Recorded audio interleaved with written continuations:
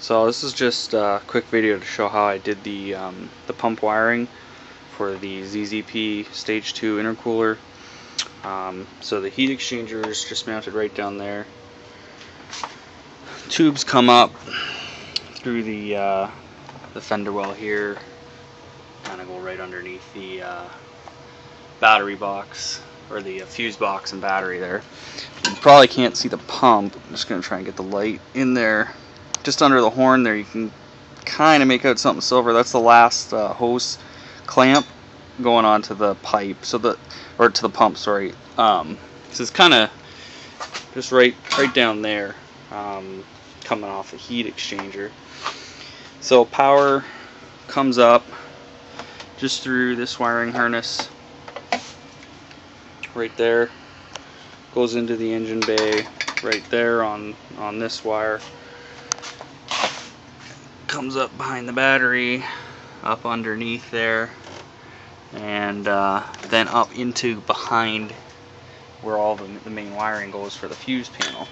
Now most people put just a little relay there, do all the wiring there. It's all exposed. You know, it's probably the best way to do it if you don't have a lot of time. I don't drive this car in the winter, so I got a lot of time. So I did is put it on a couple open spots in my fuse box here. So had an open spot here for the fuse and an open spot here for the relay. So just pop this cover off so you can see. Just hold that there. That's my fuel pump relay. That one there's daytime running lights, and then this one here, these two were not used, so I wired it up to that relay there. So that's my intercooler relay.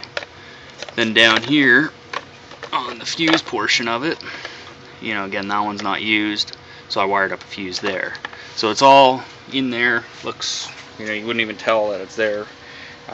Nice and factory. That's kind of the way I like to do it. So that's how I did that.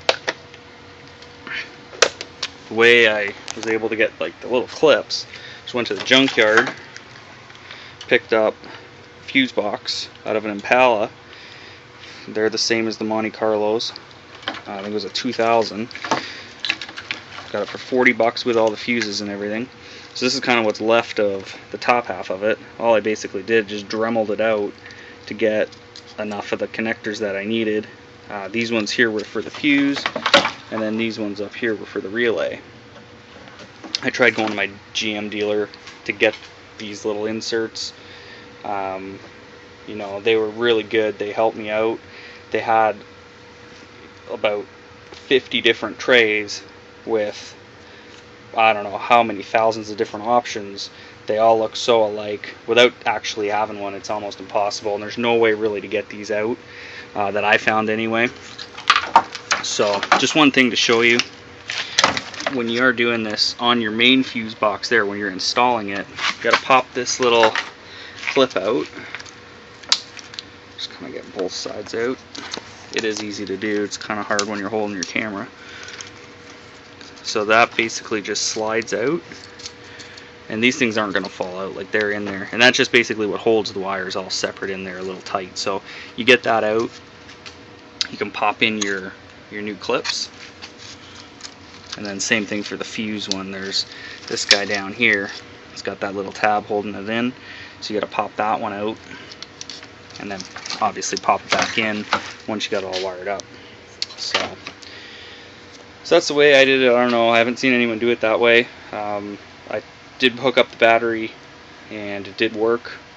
The thing you got to do is wire it up to part of your relay. You got to wire that up to something that has power when it is on, when the key's in on or in run.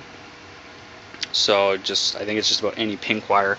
I chose to go off of my fuel injector, I think, just because it was one easily accessed. So I tapped into that, fed it up here, and that's how I'm getting power. So hopefully that works. It's a nice clean look. And here's my little fancy diagram as to how I wired it up. Intercooler pump going to number 30 there on the relay. to 87 is going to the fuse that I installed, and then that fuse runs up to the battery, and then I just ran a wire up to this terminal here. 85, that's going to ignition power, and that one there is off the fuel injector fuse. Like I said, just about any pink wire back here will work, but check your vehicle's wiring diagram first. And then the last one, 86, is going to ground. I think I grounded it down here. I can't really remember. You can ground it down here. You know, up here there's a bunch of different grounds too you could use, or just drill a new hole.